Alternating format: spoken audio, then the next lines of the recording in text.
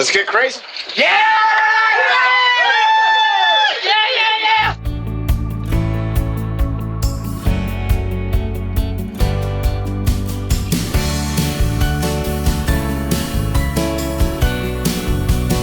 Tom Hanks के बारे में शब्दों में बताना असंभव है कि वो एक महान प्रतिभाशाली अभिनेता, निर्देशक, पटकथा लेखक और निर्माता है। सबसे पहले वो एक बड़े और दयालु दिल के साथ एक बहुत अच्छे इंसान है और पहले से ही उनकी कई खूबियों को इसमें जोड़ा जाता है। कल्ट फिल्में, विश्व सिनेमा में योगदान, वॉक ऑफ फेम पर एक सितारा, 2 ऑस्कर, इस सब के बारे में हम आपको इस वीडियो में बताएंगे।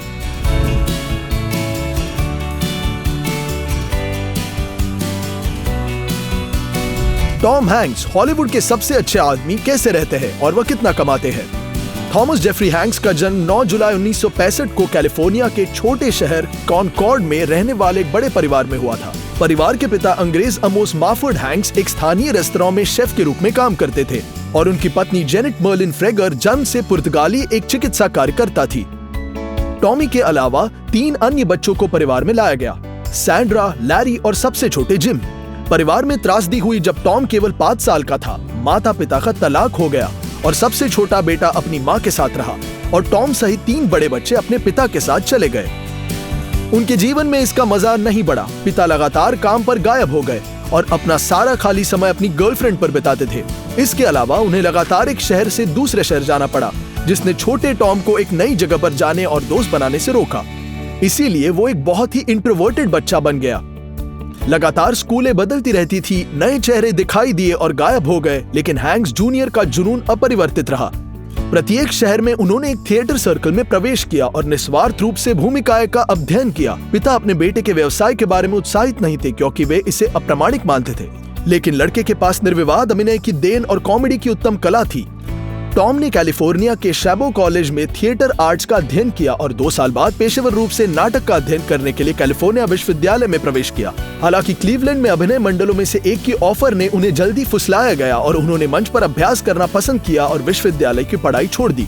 विश्वविद्यालय में वह अपने साथी छात्र समांथा लुइस से प्यार में पड़ गए, जिन्होंने 1977 में अपनी बेटी कॉलिन को जन्म दिया और 1 साल बाद दोनों ने शादी कर ली। अपने परिवार को पोसने के लिए टॉम को टीवी सीरीज और टीवी फिल्मों में छोटी भूमिकाओं का साथ लेना पड़ा। 1982 में दंपति को एक बेटी एलिजाबेथ एन हुई। 1987 में प्रसिद्धि और बहुत सारे पैसे के आने के कुछ साल पहले उनके और समंथा के परिवार का आधिकारिक रूप से अस्तित्व समाप्त हुआ। इन सभी वर्षों में जीवन कठिन रहा। बिल्कुल पर्याप्त धन नहीं था, उन्हें सचमुच सरवाइव करना था। यह स्पष्ट रूप से समंथा के अनुरूप नहीं था। उसने कम शुल्क के लिए सिक्के गिनने के लिए तो शादी नहीं की थी। उदाहरण के लिए 1980 में film he knows you are alone में उनकी पहली भूमिका के लिए टॉम को केवल $800 मिले। एकमात्र सफलता रोमांटिक कॉमेडी स्प्लैश में मुख्य भूमिका थी, जो 1983 के अंत में रिलीज हुई थी। फिल्म एक बड़ी सफलता नहीं थी, लेकिन शुल्क $70,000 के थे। हैंक्स का करियर चरम पर जा रहा था। उन्हें the man with one red shoe, every time we say goodbye, the money pit, nothing in common, dragnet और बैचलर पार्टी फिल्मों में मुख्य भूमिकाएं मिली, जो अंततः 80 के दशक की क्लासिक कॉमेडी बनी। Debbie? And, Bond. James Bond. लेकिन पत्नी नियमित रूप से झगड़ा करती रही और परिणाम स्वाभाविक था। हैंक्स सेट पर अपने साथी रीता विल्सन के व्यक्ति में गर्मजोशी और जुनून से मिला। ये जोड़ी 1981 में वापस मिली और रिलीज के 85वें वर्ष की फिल्म वॉलंटियर्स के फिल्मांकन के दौरान भावनाओं को छिपाना संभव नहीं था। अपनी मजबूत भावनाओं के बावजूद हैंक्स ने कुछ साल बाद ही परिवार छोड़ने का फैसला किया और अपने फैसले के बारे में बहुत कठिन महसूस किया। रीता ने अपने प्यार की खातिर, हैंक्स ने भी अपना धर्म बदलने का फैसला किया। कैथोलिक धर्म से ऑर्थोडॉक्स में बदल गया। ऑर्थोडॉक्स कैनन के अनुसार ग्रीक रीटा के साथ एक शादी समारोह करने के लिए ये आवश्यक था।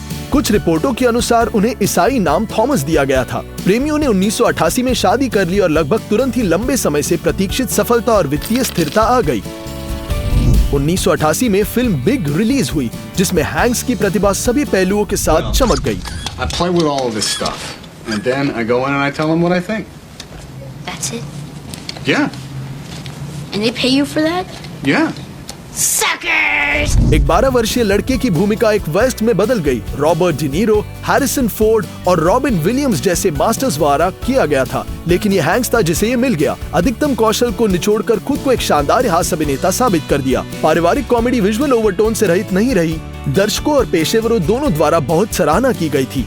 18 मिलियन के बजट के साथ फिल्म ने 151 मिलियन की कमाई की और अमेरिकी फिल्म इंस्टीट्यूट के अनुसार टॉप 50 सर्वश्रेष्ठ कॉमेडी में प्रवेश किया, साथ ही टॉप 10 सर्वश्रेष्ठ फैंटेसी फिल्मों में भी। उनके प्रदर्शन के लिए टॉम हैंक्स को गोल्डन ग्लोब पुरस्कार से सम्मानित किया गया और सर्वश्रेष्ठ अभिनेता के नामांकन में ऑस्कर का भी दावा किया।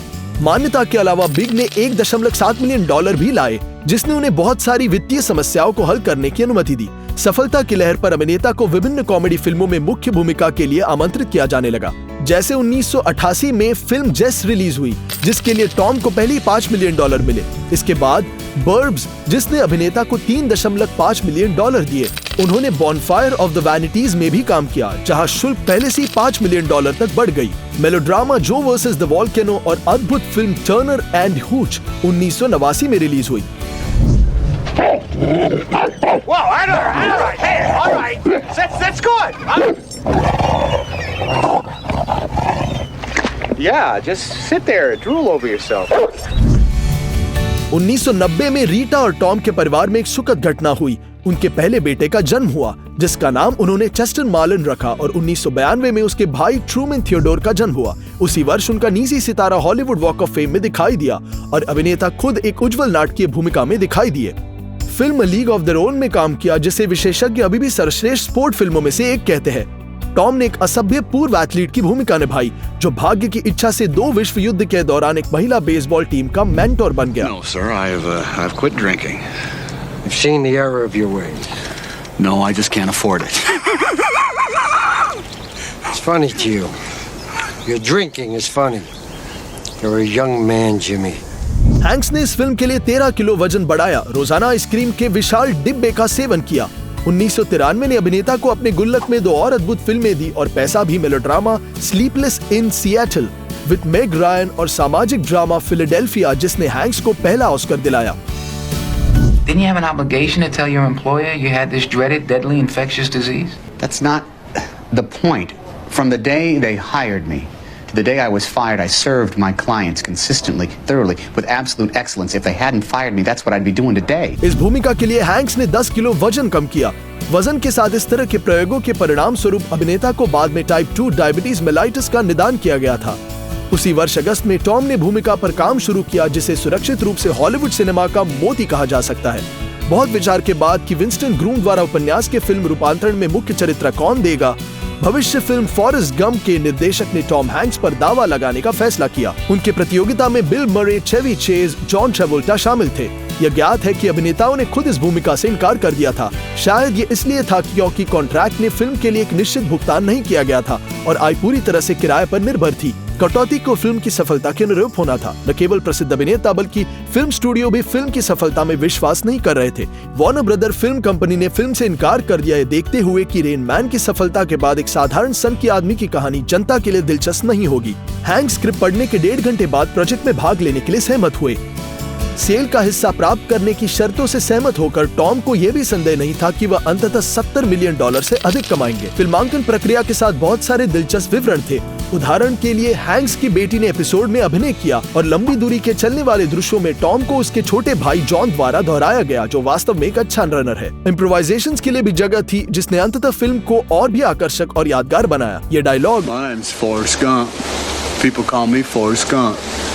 स्क्रिप्ट में नहीं था, लेकिन निर्देशक को वास्तव में यह पसंद आया और उन्होंने इसे नहीं काटा। फिल्म का प्रीमियर 23 जून 1994 को लॉस एंजलिस में हुआ था और इसके साथ समीक्षा की गई थी और दुनिया भर में कुल संग्रह $678 मिलियन था। टॉम हैंक्स ने सर्वश्रेष्ठ अभिनेता के लिए अपना दूसरा ऑस्कर जीता और लगातार 2 साल प्रतिष्ठित प्रतिमा से सम्मानित होने वाले इतिहास के 3 अभिनेताओं में से एक बन गए। 1993 में टॉम ने अपोलो 13 के स्पेस एक्सप्लोरेशन के सबसे यादगार सीन्स में काम किया। दिलचस्प ये है कि प्रीमियर के कुछ साल बाद नासा ने हैंक्स को नामित एस्ट्रॉइड के रूप में एक उपहार दिया। सेलेस्टियल बॉडी 12818 टॉम हैंक्स अब सूर्य के चारों ओर घूमता है। वैसे टॉम ने बचपन से ही अंतरिक्ष से जुड़ी हर चीज को पसंद किया है और एक एस्ट्रोनॉट बनने का सपना भी देखा था। उन्होंने रॉकेट के प्रक्षेपण का एक प्रसारण भी नहीं छोड़ा और रॉकेट का मॉकअप किया। उसी वर्ष टॉम ने कार्टून टॉय स्टोरी में वुडी को अपनी आवाज दी। इस काम ने उन्हें $50,000 दिलाए और एनिमेशन फ्रेंचाइजी के साथ एक लंबे सहयोग की शुरुआत थी। एक साल बाद हैंक्स ने musical melodrama that thing you do के साथ अपने निर्देशन की शुरुआत की, जिसमें उन्होंने मुख्य भूमिका भी निभाई। टॉम हैंक्स के करियर में आगे एक एक करके महान फिल्में दिखाई देती है, तुरंत ब्लॉकबस्टर बन जाती है। 1998 से 2000 की अवधि में ऐसी फिल्मों जैसी मास्टरपीस रिलीज हुई: You've Got Mail, Saving Private Ryan, The Green Mile और Casted Away।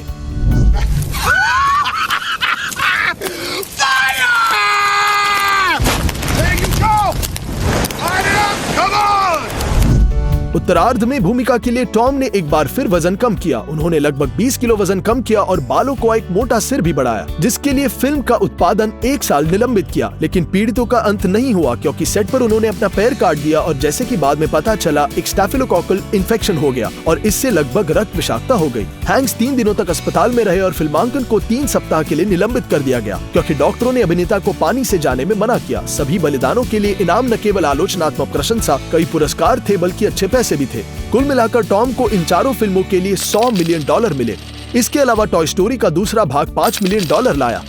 उसी समय उन्होंने गैरी गैज्मन के साथ प्लेटोन कंपनी की स्थापना करते हुए अपना प्रोडक्शन करियर शुरू किया। 2002 में हैंक्स ने लियोनार्डो डिकैप्रियो के साथ एक युगल में gangster drama road to perdition, Steven Spielberg की जासूसी film catch me if you can में काम किया। और हालांकि इस बार टॉम को ऑस्कर या गोल्डन ग्लोब से सम्मानित नहीं किया गया था, लेकिन फिल्म को दर्शकों ने याद किया और पसंद भी बहुत किया। What if I ask you a question, Agent Handwriting? How come you're so serious all the time? Does it bother you, Mr. Embers? Yeah. Yeah, it does bother me. Does it bother you, Mr. Fox? A little, I guess. 2004 में Tom Hanks की filmography को एक साथ 4 films द्वारा पूरक किया गया था: black comedy the lady killers, animated Christmas film polar express, comedy Elvis left the building और ट्रैजिक कॉमेडी टर्मिनल। इसके बाद अभिनेता ने documentary short film magnificent desolation walking on the moon 3D में काम किया और कार्टून कार्स में टॉय स्टोरी से अपने चरित्र के कार संस्करण को आवाज दिया। हैंक्स के करियर में अगला काम डैन ब्राउन के मेगा लोकप्रिय उपन्यास द डा विंची कोड का फिल्म रूपांतरण था, जो 2006 के वसंत में रिलीज हुआ था। Okay, maybe there is no proof. Maybe the Grail is lost forever. But Sophie, the only thing that matters is what you believe. वित्तीय दृष्टिकोण से परियोजना ने पूर्ण रूप से भुगतान किया। खर्च किए गए $125 मिलियन को विश्व बॉक्स ऑफिस पर 7 बार पीटा गया। हैंक्स का शुल्क $18 मिलियन और लाभ 1% था। तब अभिनेता ने फिल्म द सिम्पसन्स के वॉइस एक्टिंग में भाग लिया और चार्ली विल्सन्स वॉर और द ग्रेट बक हावर्ड फिल्मों में अभिनय किया। 2009 में da Vinci code angels and demons की अगली सीरीज जारी की गई, जिसने उस समय टॉम हैंक्स को $50 मिलियन का रिकॉर्ड शुल्क दिलाया। 2010 में अभिनेता ने टीवी सीरीज पैसिफिक को आवाज दी और फिर कार्टून टॉय स्टोरी में प्रिय शेरिफ वुडी की भूमिका में लौट आए, जिसके लिए उन्हें $15 मिलियन मिले। लगभग तुरंत उन्होंने फिल्म लैरी क्राउन का फिल्मांकन शुरू किया, जिसका कथानक हैंक्स के दोस्तों में से एक की वास्तविक जीवन कहानी पर आधारित है। इस फिल्म से जुड़ा एक बहुत ही मजेदार किस्सा है। एक गैस स्टेशन पर स्क्रीन पर फिल्म जारी होने के बाद एक विवाहित जोड़े ने हैंक्स से संपर्क किया और शिकायत की कि उन्हें स्पष्ट रूप से लैरी पसंद नहीं था। अभिनेता ने टिकट के $25 वापस किए, माफी मांगी और वादा किया कि अगली फिल्म निश्चित रूप से बेहतर होगी। इसके बाद नाटक extremely loud and incredibly close का प्रीमियर हुआ और 2012 में ऐतिहासिक फिक्शन फिल्म क्लाउड एटलस को स्क्रीन पर रिलीज किया गया, जिसमें गोल्डन ग्लोब और सैटेलाइट सहित कई पुरस्कार और नामांकन प्राप्त हुए। One like this, full of voices, ancestry, howling at you. You bring stories.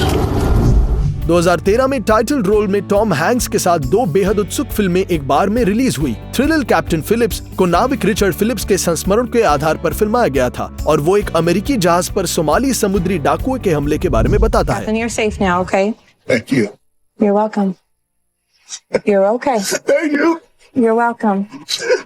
Does my family know? Your family knows you're safe, and you will be able to call them as soon as you are taken care of. Critics ने कहा कि castaway के दिनों से ये Hanks का सबसे अच्छा काम है। हालांकि विश्लेषकों के पूर्व निर्माणों के विपरीत अभिनेता को ऑस्कर नामांकित व्यक्तियों के शॉर्टलिस्ट पर नाम ही नहीं मिला। दूसरी फिल्म में नाटक सेविंग मिस्टर बैंक्स, जो मैरी पॉपिंस के डिज्नी फिल्म रूपांतरण बनाने की प्रक्रिया के बारे में बताती है। हैंक्स ने वॉल्ट डिज्नी की भूमिका निभाई, जिसके लिए उन्हें बहुत परिश्रम की तैयारी की। उन्होंने रिश्तेदार के साथ संवाद किया, संग्रहालय का दौरा किया और प्रसिद्ध निर्माता के बोलने और लहजे का परिश्रम पूर्वक अपनाया। अभिनेता का जीवन अच्छा चल रहा था, लेकिन 2015 में बादल रहित खुशी को खतरा था जब उनकी पत्नी रीता को एक भयानक निदान ब्रेस्ट कैंसर का पता चला। टॉम ने तुरंत सभी फिल्मांकन छोड़ दिया और अपनी प्यारी बीवी को एक घातक बीमारी से लड़ने में मदद करने के लिए खुद को पूरी तरह से समर्पित किया। 9 महीने तक उसने कभी भी उसके साथ नहीं छोड़ा और हर चीज में उसका साथ दिया। सौभाग्य से परेशानी बीत चुकी है और रीता अब ठीक है। हालांकि ये सारे टेस्ट नहीं थे जो स्टार जोड़े के हिस्से में गिरे। ये जल्द ही ज्ञात हो गया कि उनका बेटा चेस्टर ड्रग्स के आदी था, लेकिन वे इस संघर्ष में सफल रहा। एक दर्दनाक ब्रेक के बाद टॉम ने इन मूवीज में काम किया: Ithaca, bridge of spies, hologram for the king, Dan Brown के उपन्यास इन्फर्नो की अगली फिल्म रूपांतरण और 2015-16 में रिलीज हुई नाटक सली में अभिनय किया। जल्दी Hanks sci-fi thriller the circle और ड्रामा थ्रिलर द पोस्ट में दिखाई दिए, जो बहादुर पत्रकारों के बारे में बताता है जिन्होंने वियतनाम युद्ध के बारे में पेंटागन के दस्तावेजों को अविकृत किया था। हैंक्स की साथी अतुलनीय मेरिल स्ट्रीप थी और निर्देशक स्टीवन स्पीलबर्ग थे। वैसे वे टॉम के बहुत अच्छे दोस्त हैं और उनके घर के बगल ही रहते हैं और वे अक्सर एक दूसरे को बारबेक्यू में आमंत्रित करते हैं। वैसे टिम और रीटा के पास काफी अचल संपत्ति है और निवेश उद्देश्यों के लिए अधिग्रहित इस पोर्टफोलियो का अनुमान विशेषज्ञों द्वारा कम से कम $150 मिलियन बताया है। 2010 में दंपति ने मालिबू में लगभग 1,500 वर्ग मीटर के क्षेत्र के साथ एक घर खरीदा, $26 मिलियन के लिए। स्विमिंग पूल के साथ एक चट्टान पर एक सुंदर हवेली आधुनिक शैली में डिजाइन की गई है। 2004 में हैंक्स ने एंटीपारोस के छोटे और बहुत सुंदर ग्रीक द्वीप पर एक जमीन का भूखंड खरीदा।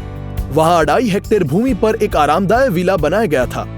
टॉम सामान्य रूप से ग्रीस से प्यार करते हैं। उनकी पत्नी एक ग्रीक है और एक समय में उन्होंने इस देश का इतना समर्थन किया है कि वो मानव नागरिकता प्रदान की गई थी। इसके अलावा हैंक्स इडाहो के आकर्षक पहाड़ी शहर कैचमैन के भूखंड में मालिक है। स्की ढलानों के अलावा गांव इस तथ्य के लिए प्रसिद्ध है कि अर्नेस्ट हेमिंग्वे अपने मृत्यु के पहले यही रहते थे और उन्हें स्थानीय कब्रिस्तान में दफनाया गया था। हैंक्स लेखक की विरासत संरक्षण फाउंडेशन में निदेशक है। टॉम वैसे इन स्थानों की सुरक्षा में बहुत ही सक्रिय है। पड़ोसियों का दावा है कि आग के मौसम के दौरान वह स्थानीय आपातकालीन सेवाओं के साथ सहयोग करते हैं, मुसीबतों से लड़ने के लिए हर संभव तरीकों में मदद करते हैं। इसके अलावा 2017 में लॉस एंजलिस के प्रतिष्ठित क्षेत्र पैसिफिक पैलिसेड्स में एक प्रॉपर्टी भी थी। रीटा और टॉम ने 2003 और 2007 में कुल $13 मिलियन से 2 घर खरीदे, जो अच्छे इन्वेस्टमेंट निकले। 2 घरों वाली जमीन $18 मिलियन में बेची गई थी। दोनों वस्तुएं 1933 और 1957 में निर्मित नहीं से बहुत दूर है, लेकिन प्रॉपर्टी की स्थिति उत्कृष्ट है। 2018 में एक 2 मंजिला हाउस बोट बिक्री के लिए रखी गई थी, जिसमें टॉम हैंक्स 1973 से 1976 तक अपने पिता और सौतेली मां के साथ रहते थे। यह अल्मेडा के कैलिफोर्निया काउंटी के बर्न हिल पियर पर स्थित है। रियल्टर्स ने इस असामान्य वस्तु के लिए केवल $600,000 मांगे, लेकिन ये विशेष मांग में नहीं थी। भले ही हैंक्स ने खुद बिक्री में मदद करने की कोशिश की, जिन्होंने ट्विटर पर अपने बचपन के घर की तस्वीर पोस्ट की। सामान्य तौर पर टॉम ने न केवल अच्छा इंसान होने के लिए प्रतिष्ठित है, बल्कि कुछ प्रकार का क्वालिटीज भी दर्शाते हैं। उनके पास एक विशाल दयालु हृदय और दूसरे के प्रति संवेदनशील रवैया है।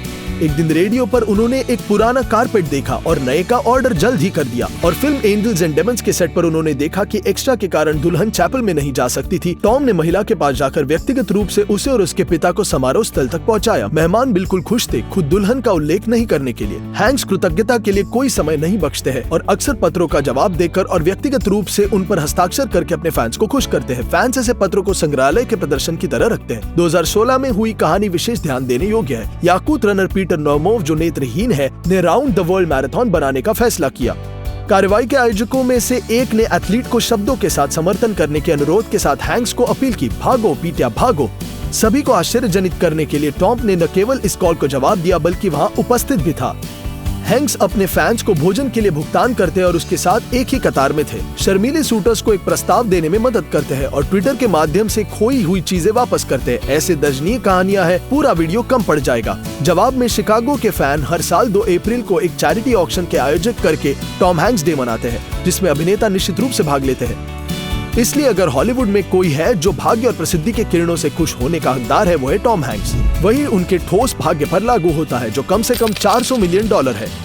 ये विभिन्न सुखद चीजों पर पैसा खर्च करने के लिए पर्याप्त से अधिक है। उदाहरण के लिए हैंक्स घड़ियों से प्यार करते हैं। उनके संग्रह में $6,000 से $12,000 तक के रोलेक्स आइटम शामिल है। साथ ही ओमेगा और बेल एंड रोज ब्रांडों की रचनाएं शामिल है। साथ ही टाइपराइटर उनका पैशन है।